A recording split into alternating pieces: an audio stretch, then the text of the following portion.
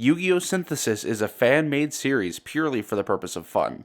There is no monetary gain involved. We do not own any rights to Yu-Gi-Oh! Or any affiliated assets. Enjoy the episode.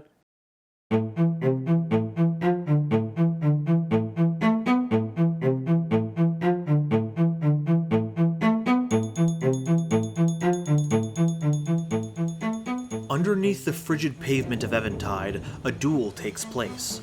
Its stakes are higher than just a shameful loss. I fusion summon Prankets, Battle Butler in attack mode. A monster is summoned to the field as Edgar King throws down his card on the duel disc. Across the field from him stands the lowlife who is on Edgar's radar tonight. Now, the effect of Prankets Place activates, giving my Battle Butler and Prankets Bauerbach 500 more attack points each. The monster's strengths increase as energy flows from the house into them. They rear up and prepare themselves for battle. Bauerbach. Attack his defense position monster. The canine propels onward and assaults the opposing creature. The enemy groans in frustration as his monster leaves the field. I hope you know you'll pay for that. That's a lot of talk coming from someone with only 4,500 life points remaining. Battle Butler, attack him directly. Battle Butler is on the move, weapon at the ready. Not so fast. I use the monster in my hand, Battle Fader. I've got you now. When this card is activated, I can special summon it and stop your direct attack. Battle Fader enters the field in defense position. You really thought you had the answer for everything, didn't you? I reveal my face down. Solemn Strike. With a flip, the opponent now has to face the card that represents his downfall in one final strike. Impossible! Looks like it's time for your lesson. Battle Butler continues forward as Solemn Strike takes its toll from Edgar and eradicates its target from sight. I hope you studied math, because while my Battle Butler is in the zone Bauerbach points to, he gains an additional 1,000 attack points. That with the extra 500 from Prankets Place and his original 3,000 makes it just enough to end your terror for good. The final blow is dealt. The opponent falls with a grunt as the duel simulation ends. Edgar silently approaches the fallen criminal. One more vermin of the streets. Don't worry. The boys in red are on their way.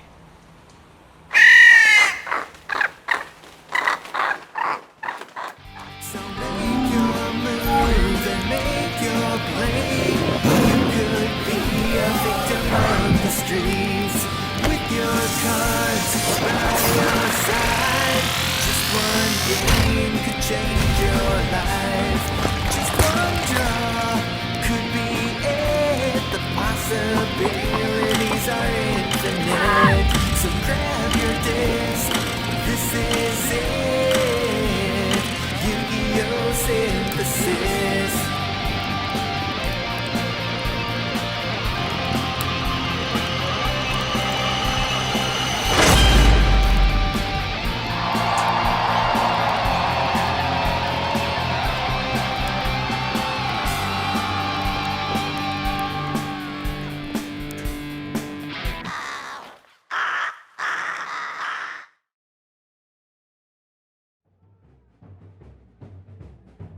While the road should be near empty, it's the festival days of the town with all the nightlights out to play, as well as the partiers.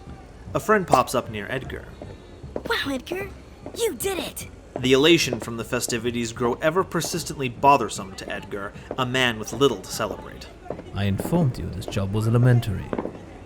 He was nothing compared to the man I'm looking for. The rest of the group emerges into sight of Edgar. He was just trying to congratulate you. Let him be. For the record, I don't think you went hard enough on that guy. Lampsies, you're way too violent. You know that? What? I simply have a knack for fire. What's wrong with that? You burn everything. Edgar steps in before the moment becomes too heated, but remains quiet to not draw attention to himself. Quiet, everyone.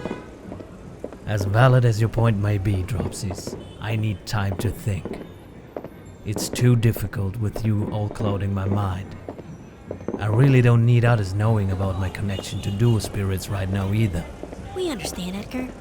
Take all the time you need. Thank you, Fansies. I really appreciate it. We're gonna go hit the food food stands. Edgar sighs, and the others jump in energetic agreement as they move forward to find their treat. Well, at least I don't have to deal with that problem right now. They might have been with me since childhood, but that doesn't make them any less irritating. Still, I have to give them credit for carrying me through the life I've led.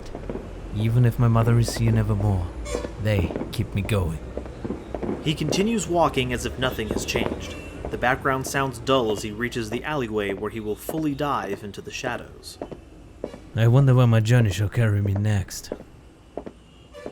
The trace didn't put me any closer to the man that made that fateful night so many years ago such a ghastly one. The current scene erodes away as life blurs, and we find ourselves in Edgar's childhood home many years ago. The fireplace flickers and crackles as its fuel starts to dwindle down. Soft whimpering, muffled by walls and fabrics, are heard in the background. Eventually, the sound gets closer as the deep voice of a man joins in. For the last time, where's your husband, bitch? More whimpers. The woman is too full of fear to respond. Why so quiet? Can't really see anything around here worth living for. Why don't we just spend some time together and get to know each other a little? Still nothing. The door creaks as Edgar peers in. So that's it. A kid, huh? The robber is right in time to grab young Edgar, who is stricken with fear before he's able to escape. Wait. No! Maybe this little shit can make it talk. He walks back over to the bed where she's trapped. Tossing the kid around until he stops fighting, the man puts his gun closer to Edgar. What do you say, son? Can you have mommy tell me what daddy is? Time's running out. Sure thing. The robber chuckles as he lets Edgar go into his mother's arms. Then gentle whimpers from Edgar into his mother. A gunshot, as well as a garbage can falling, rings out as we return to the present day in a vortex of shrill memory. Edgar snaps out of his faded reality as he focuses on the source of the sound. Without a full moment's passing, he notices the dark cloaked figure at the edge of the alley. The figure acknowledges Edgar's gaze and darts off in the blink of an eye. Edgar attempts to follow, but once he reaches the street, he loses sight of his target in the crowd. Who was that? He walks back towards the alleyway in search of clues, and right in front of him is the sign he completely blocked out while in his dream world on the way in. What is this? The crow is always watching? Looks like some sad gravity from a punk teen. Still, can't overlook it.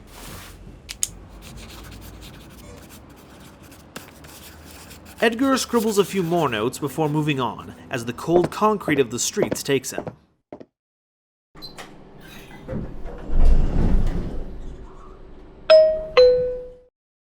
Edgar is on the rooftop of the Eventide Public Library. He pops open a bottle and skips the glass before diving right into it.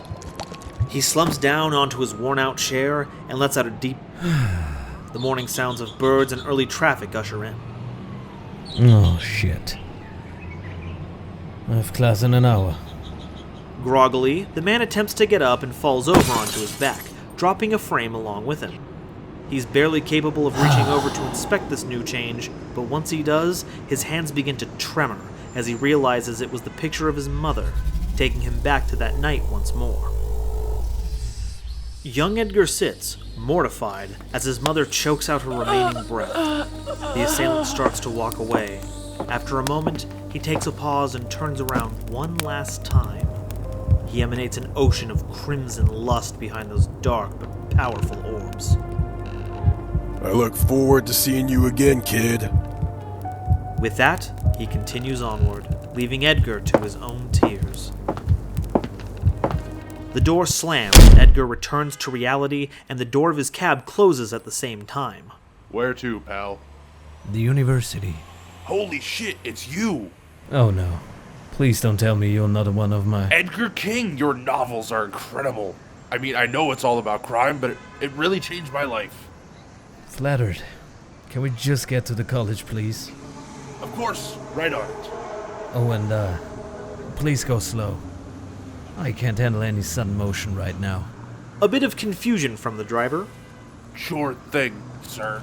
The cab slowly starts gaining speed as it enters the morning traffic en route to the class. As they cruise calmly down the streets, the driver points out a mural similar to the one Edgar discovered before. There's another one. I swear, every day I see another paint job of this crow. Fucking junkies. Oh, excuse my French. Edgar shoots up with excitement and curiosity. What do you know about the crow? Other than being some ego-driven puppet with a stick up his ass? Not much, I'm afraid. To me, he just seems like another misguided kid on the streets with a god complex. Interesting. Edgar pauses for a thought before swiftly pulling out his notepad and jotting down some more details. There's your stop, Mr. King. Thank you. Edgar pulls out a wad of cash and sloppily extracts a few bills. Here. Keep the change. He exits the cab and walks to the school. On his way in, a student interrupts him. Hey, Professor! Professor King, wait! He stops and turns towards the student with a smile and his gentle teacher face. Hello. How can I help you, James? I didn't have time to do my assignment on deck ratios, and I was hoping maybe... Say no more. I'll give you until Wednesday, but not any longer, okay? Thank you, sir. I really appreciate it. I'll go get it done tonight. That's the spirit. Now come on.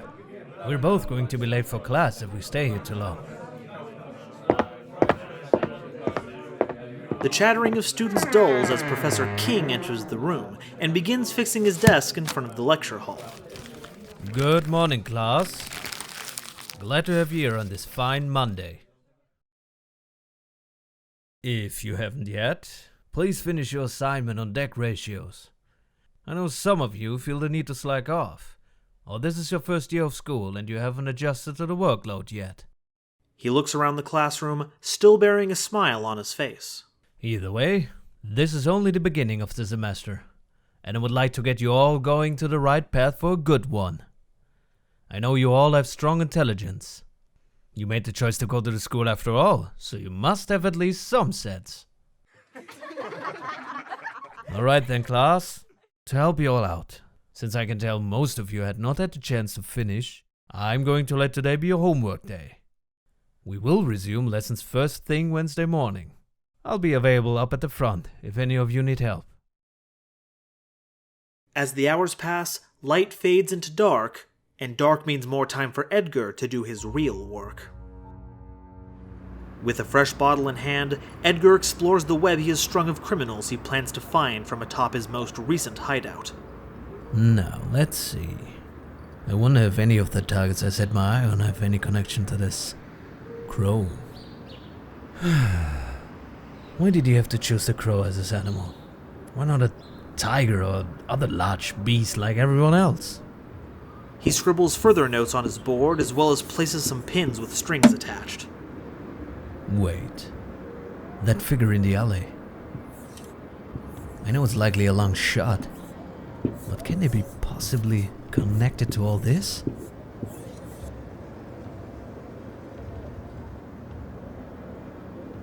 Well, tell me, are you?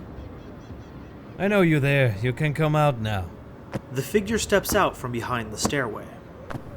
Good job. How did you know I was there? I could hear you breathing, but a slight shifting of your boots is what truly separated you from the normal-sized rats. Keen ear. I've always been known for how quiet I am. I suppose not quite enough. My ears are about the only functioning part of my body left. Now, based on the way you followed me in the alley and dodged the second I saw you, it told me that you probably followed me back until I was here. Edgar takes a second to face his stalker and examine him more deeply. Obviously, I'm a person of interest that you likely don't want getting in the way of whatever shady dealings you are planning on. The two begin circling each other in attempt to size the other up more thoroughly.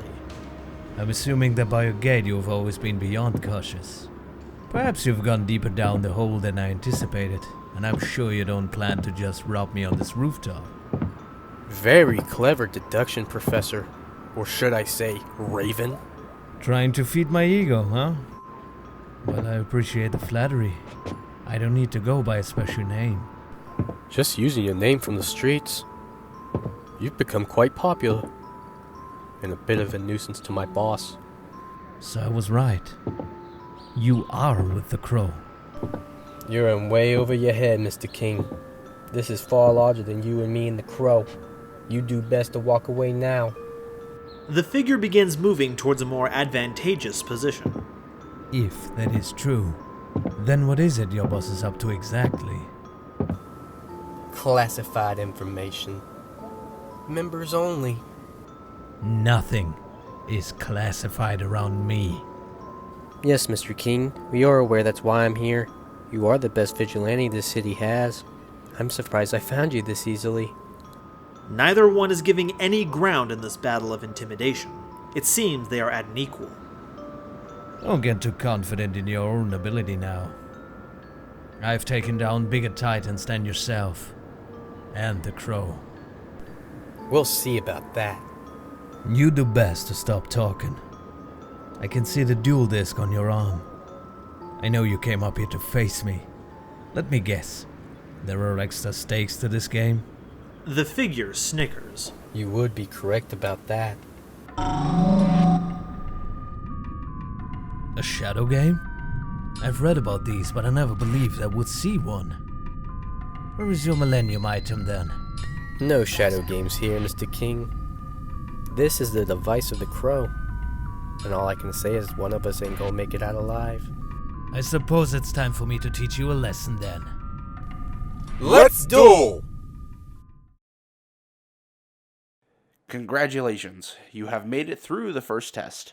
Be sure to stick around and follow us for the next installment of Yu-Gi-Oh! Synthesis. In the description are further details for you to track us as progress is made and potentially even find yourself with some exclusive content down the road. Thanks for watching, and enormous thanks to the wonderful cast and crew. We could not have completed this episode without the wonderful work of Mavu as Edgar King, GoldenNovaYugioh as the Narrator, Noel Antonio as Prank Kids Fansies, DG Sayak as Prank Kids Rocksies, Christian Sorensen as Prank Kids Lampsies and Underground Duelist, Luna V. Jaoshy as Prank Kids Dropsies, Abridged Voice as the Shade and the Robber, and Josh S. for the Synthesis theme. We'll see you all next time on Yu-Gi-Oh! Synthesis.